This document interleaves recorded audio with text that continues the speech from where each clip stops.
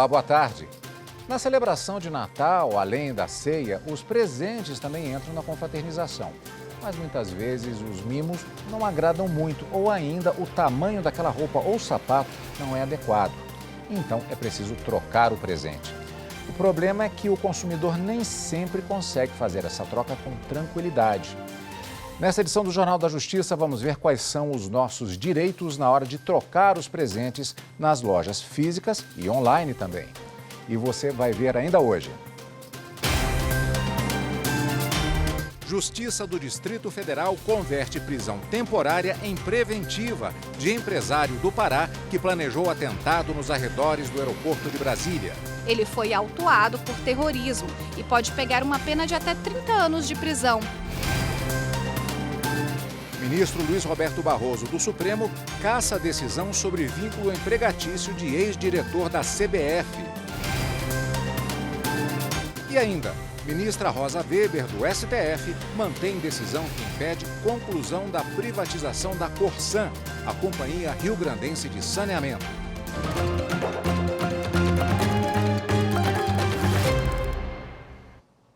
A Justiça do Distrito Federal converteu a prisão temporária de Jorge Washington de Oliveira Souza, suspeito de terrorismo, em prisão preventiva.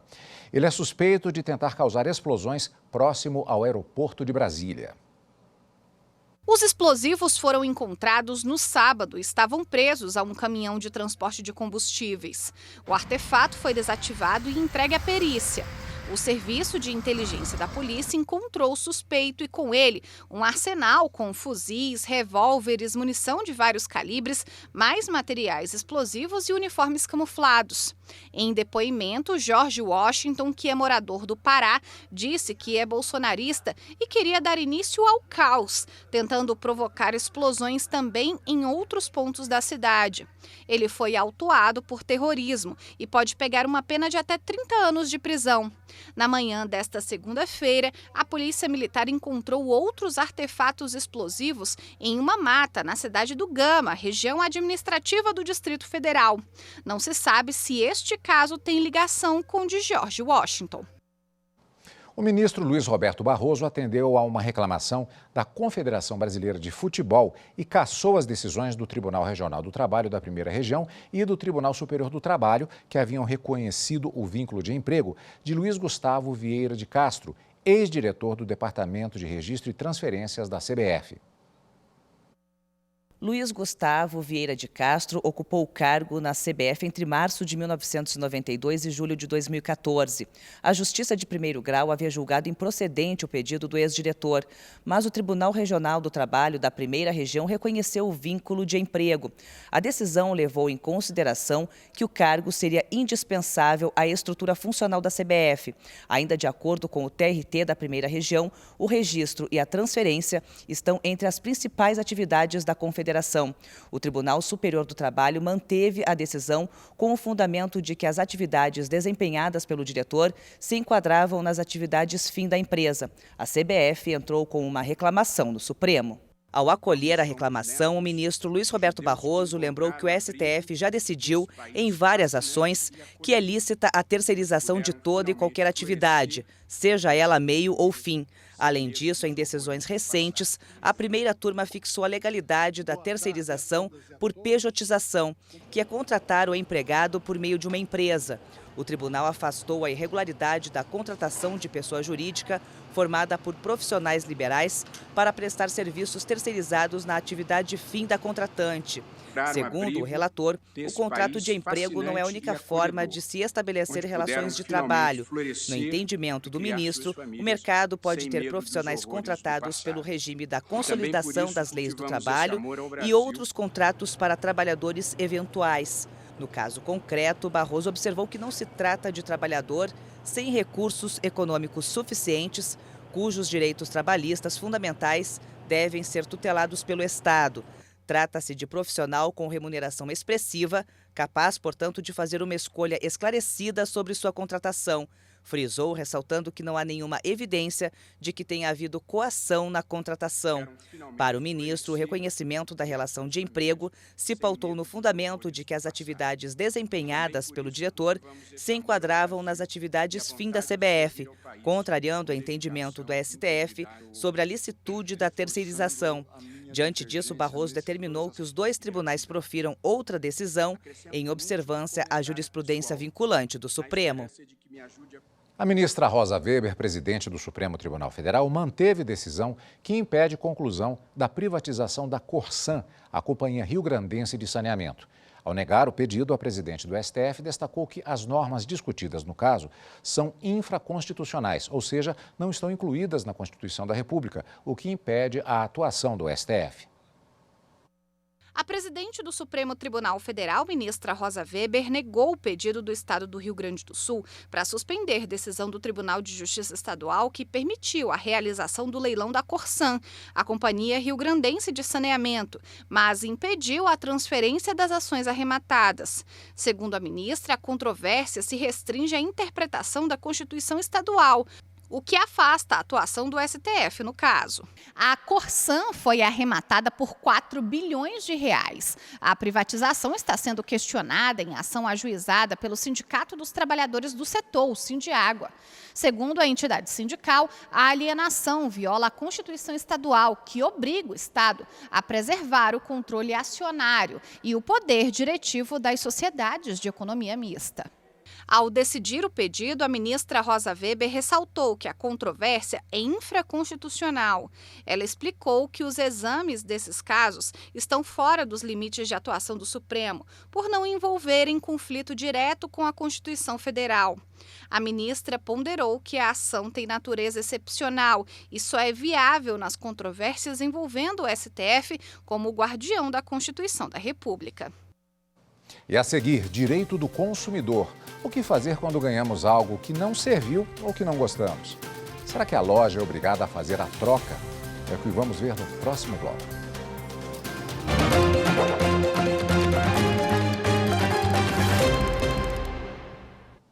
Natal é uma época do ano em que muitas pessoas gostam de presentear amigos e parentes. Mas o que fazer quando a gente ganha algo que não serviu ou simplesmente não gostou? Será que a loja é sempre obrigada a fazer a troca? Acompanhe na reportagem de Aline Barcelos. No Natal do ano passado, Flávio pediu uma camisa da Seleção Brasileira de presente. Desejo atendido, mas o tecido não agradou.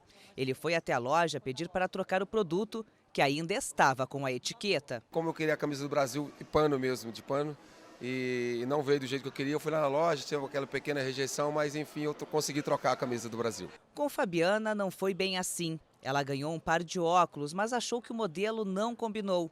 A jornalista também foi até a loja para fazer a troca, mas saiu do local chateada. Eu queria um óculos até mais caro, mas não deram aquela atenção esperada, devida, né, que tem que ter com o cliente.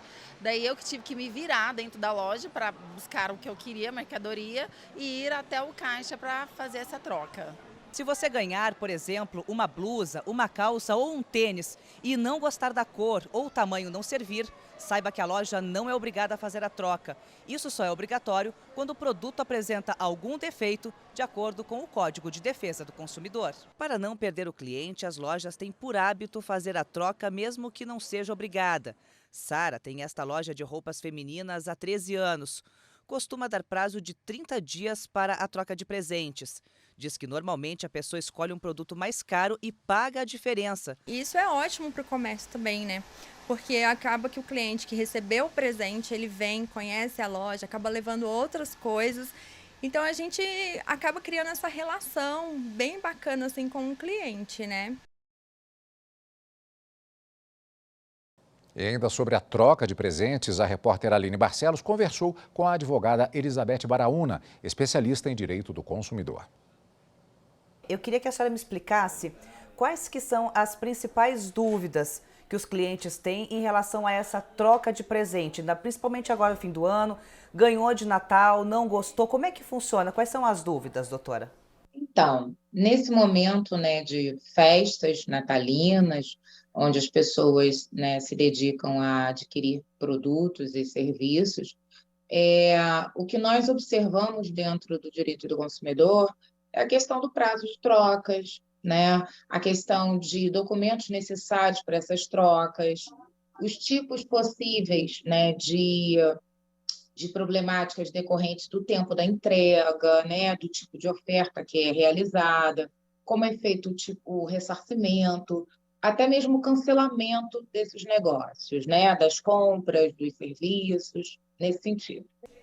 Agora, doutora, em uma loja física, o cliente vai lá, compra um produto, dá de presente, o presenteado não gosta. A loja, nesse caso, ela é obrigada a fazer a troca? Se a pessoa não gostou da cor, se o tamanho não serviu, a loja é obrigada a fazer essa troca?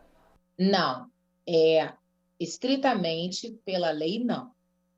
A única possibilidade, as possibilidades que exigem a troca efetiva do produto ou do serviço são em casos de vício ou defeito, tá?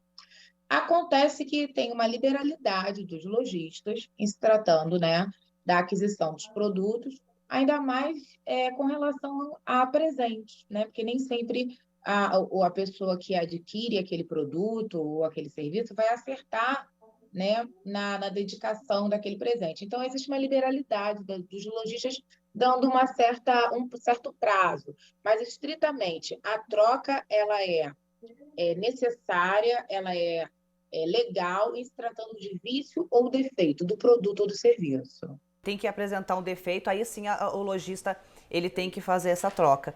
E em relação à nota fiscal, a pessoa tem que estar com a notinha fiscal, doutora? Então, a nota fiscal ela é um documento probatório de suma importância na relação consumerista.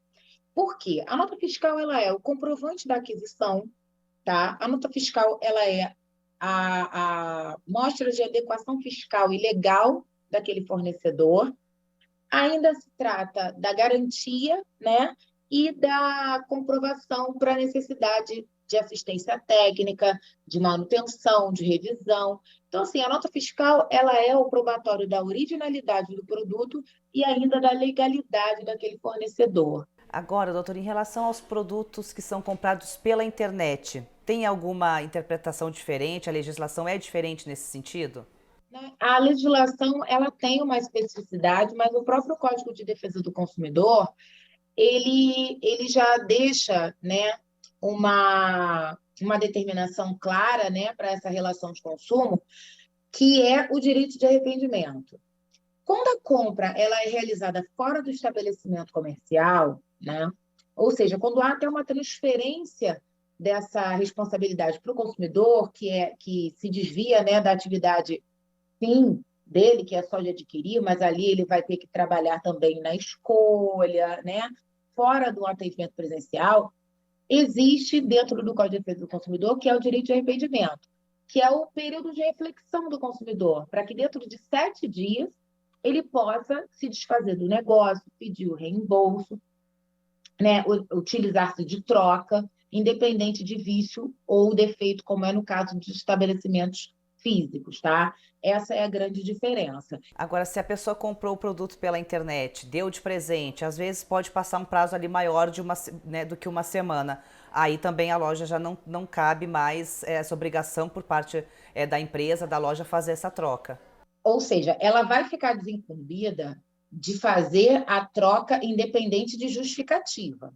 Mas existe ainda a garantia, né, legal de troca que, se tratando de um defeito ou de um vício, ela pode sim requerer. Porque para bens duráveis existe o período de 90 dias, para bens não duráveis existe o período de 30 dias para realizar uma reclamação e o pedido de troca. Também tem uma circunstância importante que a troca ela pode ser imediata em se tratando de produtos essenciais, tá? Geladeira, fogão, televisão, telefone. Nesses casos, o direito do consumidor, ele resguarda, né, o consumidor vulnerável que precisa daquele bem essencial de uma forma mais rápida. Então, o período de 30 dias, o período de 90 dias, ele não precisa ser cumprido. A troca ou o reembolso, ele pode ser imediato. Doutora, nas compras pela internet, tem que ter quais os cuidados que o cliente tem que ter? Olha, nas compras pela internet, o que nós orientamos com mais frequência aos nossos consumidores, né, aos nossos clientes consumidores, é o seguinte: a nota fiscal, ela é o documento que vai embasar toda a relação, mas antes disso, algumas avaliações prévias, tais quais a legitimidade e a legalidade desse site, desse aplicativo, desse marketplace. Se existe endereço físico desse fornecedor, tá? Se existem procedimentos plausíveis para troca, para reclamação, para devolução. Outro ponto muito interessante é o prazo de entrega e o modo com que esse produto ou esse serviço vai ser entregue. O modo de envio, ele é muito importante. Doutora, muito obrigada, né, pelas suas informações, pelos seus esclarecimentos aqui no Jornal da Justiça. Eu que agradeço a oportunidade, um grande abraço, boas festas no 2023 para todos, de muita saúde e muita paz. E no próximo bloco, na retrospectiva do STF, você vai rever o julgamento de ações ambientais que envolvem o combate ao desmatamento na Amazônia. Voltamos já.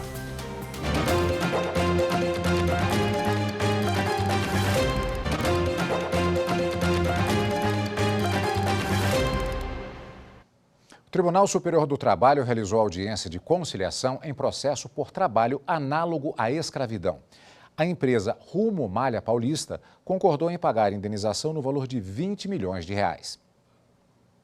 Além da indenização a título de danos morais coletivos, o acordo prevê 40 tópicos a serem cumpridos. Os compromissos vão desde cuidados com salubridade, limpeza e adequação das instalações até a promoção de treinamentos para a utilização de ferramentas e equipamentos. As exigências aplicam-se não apenas a Rumo, mas a toda a cadeia de prestação de serviços da empresa.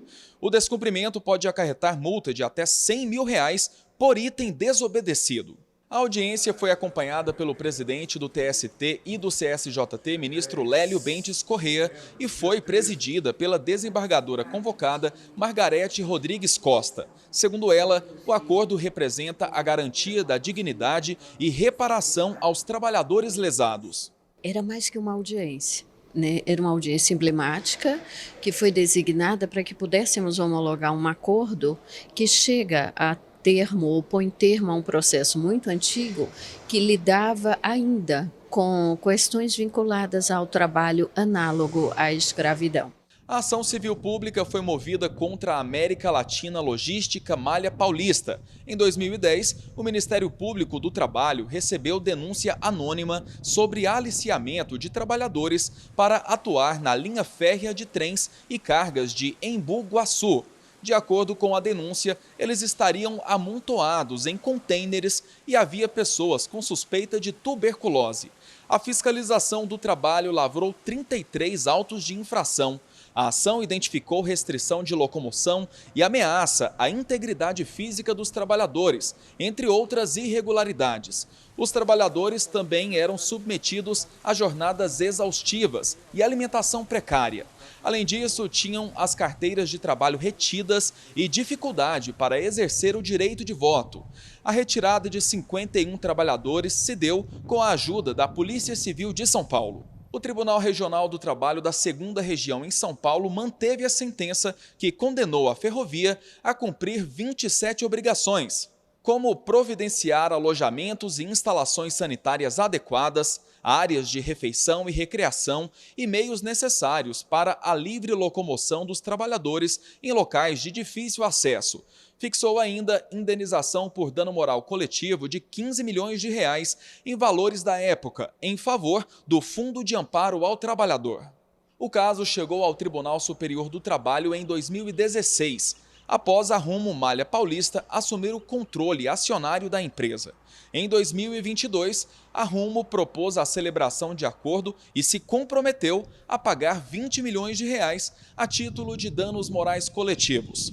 O recurso será destinado a instituições voltadas para a promoção do trabalho legal por meio de projetos de geração de emprego e renda. Retrospectiva 2022. Reveja os principais julgamentos do Supremo Tribunal Federal neste ano. Em abril, um pedido de vista suspendeu o julgamento de ações ambientais que envolve o combate ao desmatamento na Amazônia.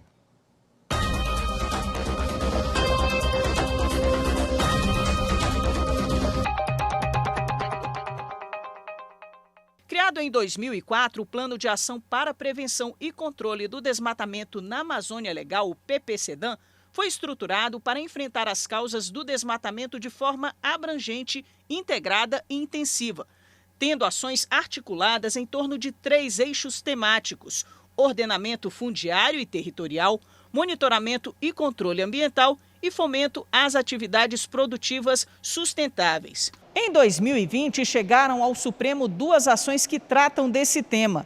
Na ADPF 760, 7 partidos políticos pedem que a Corte determine à União e aos órgãos e às entidades federais competentes que executem de maneira efetiva o Plano de Ação para a Prevenção e Controle do Desmatamento na Amazônia. Já na ação direta de inconstitucionalidade por omissão 54, a Rede Sustentabilidade questiona a suposta omissão do presidente da República, Jair Bolsonaro, e do Ministério do Meio Ambiente em coibir o desmatamento na Amazônia.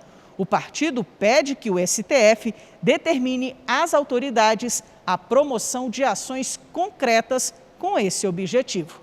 No primeiro dia de julgamento conjunto dos 2 processos, em 30 de março, representantes dos autores das ações alegaram que o poder público brasileiro tem sido omisso na defesa do meio ambiente e na preservação do bioma amazônico. Segundo as agremiações, a matéria demanda urgência em benefício de toda a sociedade, já que a situação se aproxima do ponto de não retorno, nível crítico de desmatamento, que, se for alcançado, não poderá ser superado. No segundo dia de julgamento, o Procurador-Geral da República, Augusto Aras, se manifestou contra as ações. A relatora dos 2 processos, ministra Carmen Lúcia, começou o voto traçando um panorama histórico sobre o aumento do desmatamento na floresta amazônica. Para a ministra, a cupinização democrática corrói as instituições. O que são esses cupins? O cupim do autoritarismo, o cupim do populismo, o cupim de interesses pessoais, o cupim da ineficiência administrativa, tudo isso junto a construir um quadro que faz com que não se tenha o cumprimento objetivo, garantido, de conteúdo da matéria constitucional devidamente assegurada. Na retomada do julgamento, a ministra Carmen Lúcia apresentou um vídeo mostrando a degradação da floresta. Hoje já são 20% da área original da floresta destruídos. A ministra Carmen Lúcia afirmou que, de fato, há uma redução significativa da fiscalização e do controle do desmatamento na Amazônia, como foi apontado pelos autores das ações. O que se tem é a aparência de algo que não se volta ao cumprimento dos objetivos de eficiência administrativa fiscalizatória, constituindo o que eu estou chamando de um engodo administrativo e que o Guterres chamou de um descumprimento de tarefas. E mencionei antes o estado teatral em matéria ambiental. Faz-se de conta que faz algo e, como de forma extremamente contundente, disse o secretário-geral da ONU, é mentira. Portanto, é fundamental observar os resultados atingidos nas operações de fiscalização e não apenas a quantidade de operações realizadas, porque elas não refletem o trabalho com vistas ao que se põe e que se pode comprovar documentalmente. A relatora também ressaltou que não está havendo um plano cumpridor da Constituição. Compete a este Supremo Tribunal Federal, é seu dever, assegurar o cumprimento da ordem constitucional com a observância do princípio constitucional da prevenção para a preservação do meio ambiente ecologicamente equilibrado e a proibição do retrocesso ambiental, do retrocesso de direitos fundamentais, enfim, do retrocesso democrático. Válidas constitucionalmente são as políticas públicas comprovadamente aptas a antecipar e reduzir riscos de danos ao meio ambiente, o que não se prova com as providências adotadas até aqui pelo governo federal. Por fim, a relatora aceitou o argumento dos partidos de que existe um estado de coisas inconstitucional em matéria ambiental no Brasil, votando assim pela procedência das ações e determinando que o governo federal apresente em 60 dias um plano contra o desmatamento, devendo constar expressamente cronograma, metas, objetivos, prazos e projeção de resultados com datas dos indicadores esperados. Voto para julgar procedentes para a. reconhecer o estado de coisas inconstitucional quanto ao desmatamento da Amazônia. B, determinar que a União e os órgãos e entidades federais competentes, IBAMA, ICMBio, FUNAIS e outras indicadas pelo Poder Executivo Federal, dentro de suas respectivas competências legais, formulem e apresentem um plano de execução efetiva e satisfatória do PPCDAN ou de outros que estejam vigentes, especificando as medidas adotadas para a retomada de efetivas providências de fiscalização, controle das atividades para a proteção ambiental da floresta amazônica, resguardo dos direitos dos indígenas e de outros povos habitantes das áreas protegidas, unidades de conservação e terras indígenas, para o combate de crimes praticados no ecossistema e outras providências comprovadas e objetivamente previstas no plano, em níveis suficientes e comprovados para a coibição do desmatamento na Amazônia Legal e de práticas de crimes ambientais ou a eles conexos. O julgamento foi suspenso depois do pedido de vista do ministro André Mendonça.